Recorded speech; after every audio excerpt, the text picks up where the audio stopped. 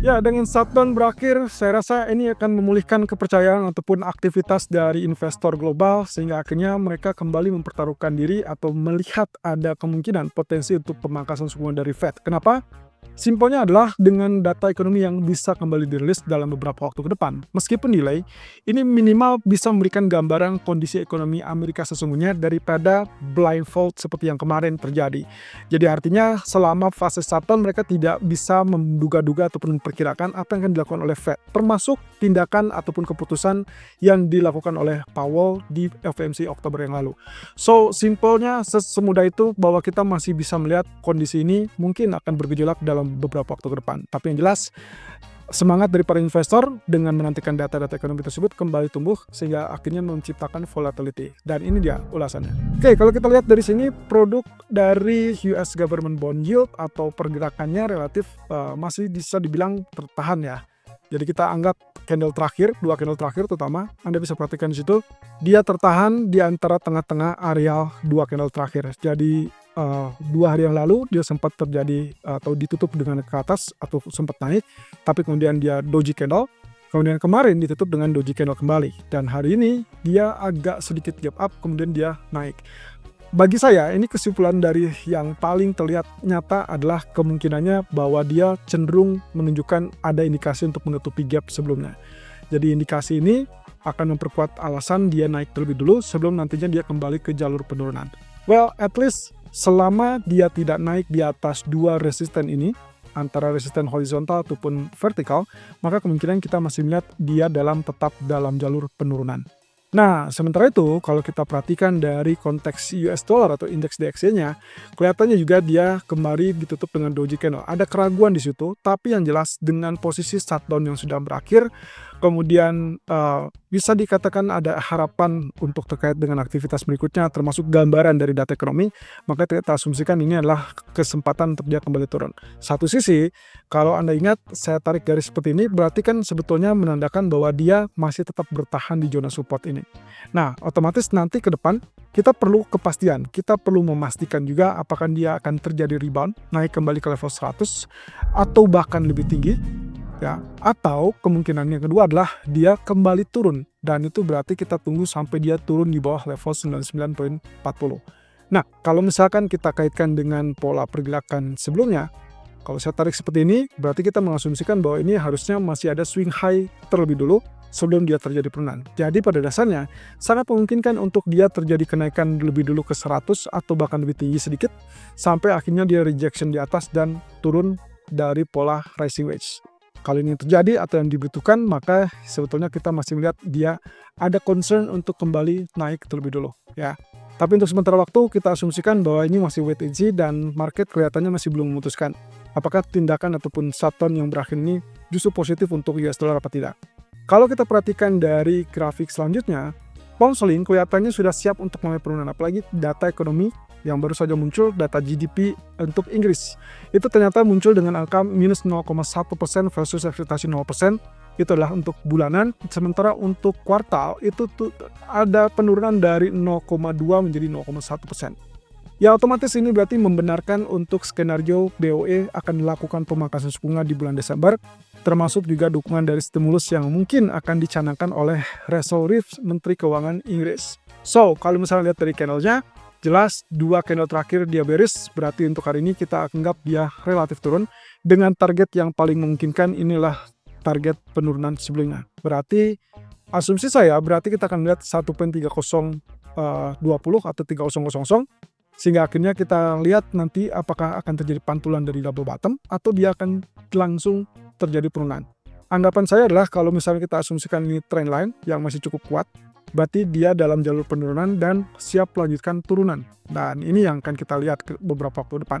Kalau seandainya misalkan ternyata dolar masih terlalu kuat atau bahkan ada ekspektasi penurunan suku bunga lebih lanjut dari BOE, maka seharusnya mungkin sampai detik ataupun sampai hari menjelang pertemuan, mungkin saja market akan mengantisipasi pemangkasan suku bunga BOE. Tapi jangan lupa, pelemahan US dollar itu juga bisa membantu pound sterling untuk mengalami rebound. Nah, sementara untuk grafik H4, saya minta Anda untuk fokus di bagian terakhir, teman-teman. Jadi kita tidak lagi fokus di bagian ini, melainkan kita coba fokus di bagian ini. Oke, kalau misalkan teman-teman lihat pergerakannya kurang lebih seperti demikian. Nah, saya kecilkan dulu supaya kelihatan. Anda bisa perhatikan di sini pergerakan swing high, kemudian swing low, kemudian dia swing high lagi. Walaupun di tengah di sini ada 3, ya, tapi saya anggap ambil tengahnya saja. Kemudian swing low terakhir di sini, dan akhirnya dia swing high, dan inilah yang terlihat. Bagi saya ini jelas membentuk salah satu pola yang kita sebut sebagai head and shoulder. Dan kalau misalkan ini betul, berarti kita tidak perlu lagi lucutan ke zona atas, melainkan kita tinggal tunggu breakout 1.3090-an. Kalau itu betul terjadi, Anda silakan pertahankan untuk follow sell dengan target optimal 1.300. Asumsi saya adalah ini support kuat, walaupun bisa saja ditembus ya. Kondisinya adalah kalau kita ukur dari ketinggian ini, maka targetnya kurang lebih sesuai. Jadi 1.3090 Anda pertahankan sell Anda sampai ke teritori 1.3030 atau 1.3000. Sebaliknya, kalau terjadi kenaikan, maka Anda boleh switch strategi hanya jika terjadi kenaikan di atas 1.3200. Selama itu tidak terjadi, Anda tetap pertahankan sell. Nah, tapi juga hati-hati dengan status US dollar di malam hari. Sementara untuk crude oil sendiri, untuk saat ini kalau kita bilang bahwa ini gagal total dari bullish flag, yang jelas kemarin kita menggunakan garis ataupun area itu kurang lebih seperti ini. Arealnya kita menggunakan areal seperti itu. Nah, kemarin itu kita sempat lihat dia tembus di sini, kemudian dia sampai kenaikan tapi tertahan di zona ini. Nah, kemudian dia turun, yang tadinya kita harapkan inilah pullback, ternyata dia meluncur dengan sangat deras kembali ke titik awal. So, kalau kita remap, ini adalah kondisi di mana yang terjadi terbaru. Jadi kalau kita perhatikan dengan support yang sama, dia masih tetap tertahan. Sementara dengan resisten yang sedikit diubah atau dimodifikasi, kita melihat ini masih tetap dalam jalur flag, ya. Dan kalau misalkan dalam beberapa waktu ke depan kita tidak melihat penurunan di bawah 5800 ataupun 5750, maka sebetulnya kita masih bisa mengharapkan dia terjadi kenaikan kembali, kemudian secara bertahap nantinya akan tembus sebagai bullish flag. Tapi untuk sementara waktu, kita juga curiga ada kecenderungan bahwa ini adalah indikasi bahwa dia tidak atau belum terlalu kuat untuk mendorong ke atas. Berarti kalau gitu, dengan lemahnya permintaan atau tingkat permintaan, untuk sementara waktu kita kembali ke fase sell dengan opsi bahwa rebound sampai 5900 atau 5920, itulah kesempatan untuk kita lakukan sell dan kemungkinan ada penurunan di area 57.30 ataupun bahkan lebih rendah ke 55. Kalau misalkan ini yang terwujud, berarti lupakan terkait dengan inverse head and shoulder ataupun terkait dengan bullish flag, karena ini berarti jelas kembali ke fase bearish. Sementara untuk posisi bullish, kita butuh trigger untuk mendorong dia naik di atas $61. Kalau tidak terjadi kenaikan di atas $61, maka opsinya adalah tetap lakukan sell. Untuk beberapa waktu ke depan, saya rasa ini masih tetap berlaku. Terlebih dengan grafik daily, 2 candle terakhir menjadikan dia bentuk ataupun formasinya adalah 2 candle terakhir ini yang berdekatan, ya. Dan itu adalah bearish engulfing yang biasanya kecenderungannya adalah relatif mengalami penurunan. Oke, kemudian dari emas sendiri, kalau Anda ingat dengan grafik yang kemarin kita sebut dengan descending ataupun descending broadening wedge, jelas target yang kita elulukan di area 4155 sudah sangat-sangat disentuh, bahkan terjadi kenaikan. Jadi kalau misalkan lihat dari pola ini, sebetulnya kita berada di fase yang ini, teman-teman. Berarti ada kelanjutan. Ingat ya, posisinya adalah terjadinya broadening wedge. Itu awalnya terjadi penurunan, kemudian setelah itu dia mulai memencar, dan akhirnya terjadi reversal bullish kembali. Sehingga jalur yang saat ini terjadi adalah jalur bullish. Bukan lagi terkait dengan broadeningnya, melainkan sudah resmi berubah arah menjadi bullish. Nah, itu sebabnya kalau misalkan di arah sini, yang awalnya kita memiliki area resisten di sini, kita sudah hapus karena memang sudah ditembus. Dan selanjutnya saya akan fokus dengan garis merah ini. Posisinya adalah uptrend. Kemudian kalaupun terjadi penurunan, anggap saja penurunan itu ekstrim sampai ke teritori ini, maka sebetulnya itulah koreksi yang sepadan dari kenaikan yang terjadi dalam 3 hari terakhir.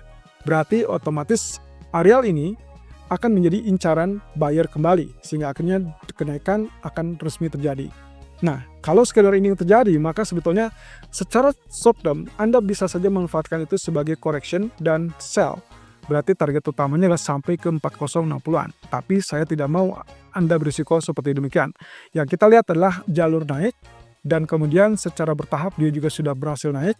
Sehingga kalau kita perhatikan step by stepnya, Maka saat ini yang terjadi adalah koreksi kemungkinan diperkirakan akan relatif terbatas. Dan perkiraan kami itu kurang lebih kembali menuju 4186 seperti tadi pagi atau maksimum 4179, atau bisa saja masuk ke zona hijau dan itu ada di kisaran 4145 sampai 4160-an.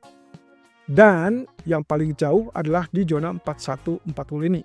Kalau misalkan ini terwujud, maka harapannya adalah Anda bisa lakukan buy di zona ini dengan asumsi bahwa support ini merupakan support historical berdasarkan areal yang sebelumnya resisten psikologis. Dan itu berarti 4160, 4186 atau bahkan 4155 terakhir itulah sebagai zona buy kita.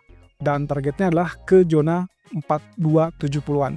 Nah, ini adalah skema yang paling ideal. Tapi hati-hati, kalau ternyata kenaikan lebih dulu terjadi, maka Anda wajib waspada kalau dia sudah sentuh 4270-an. Karena dikhawatirkan dia akan terjadi koreksi dan kembali ke titik 4180-an. Well, at least untuk saat ini Anda bisa lihat di sini ada harapan untuk koreksi terlebih dulu, digambarkan sebagai bearish divergence. Itu sebabnya kami lebih menginginkan dia turun kembali ke 4186 ataupun 4180-an sebelum nantinya dilanjutkan dengan kenaikan sampai 4270-an.